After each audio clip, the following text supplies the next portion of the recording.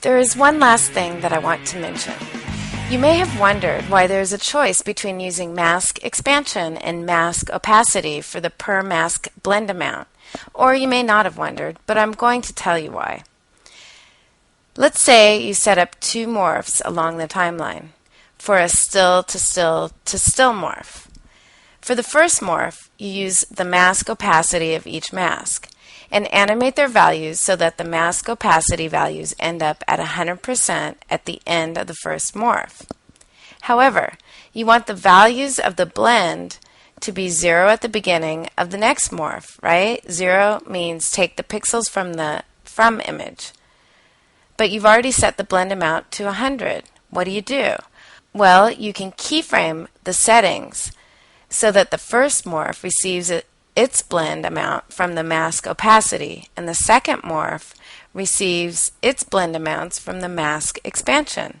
That way you can set up the second morph so you have a key of 0 for the mask expansion for the start of the second morph to use as the blend amount, and then set keys of value of 100 for mask expansion at the end of the second morph.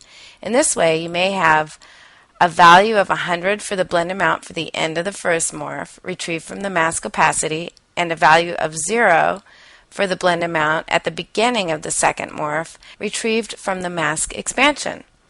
Then, if you want to set up another morph, you can flip the setting back to use the mask opacity and set up the animation for expansion from 0 to 100 for the next segment, etc. In this case, I've also added a boundary. I did that because I thought when the backgrounds were all morphing, it was getting a little too busy. We learned about boundaries in the Warper Basics Part 1 tutorial, so you can always go back and watch that for review. That should cover everything. You can also take a look at the result project I provided in the After Effects project you downloaded if you want to check anything. And I included a second result project, which is with this additional car added on, so you can check out those settings as well. Now you know how we vary the dissolve rate using Reflex Morph.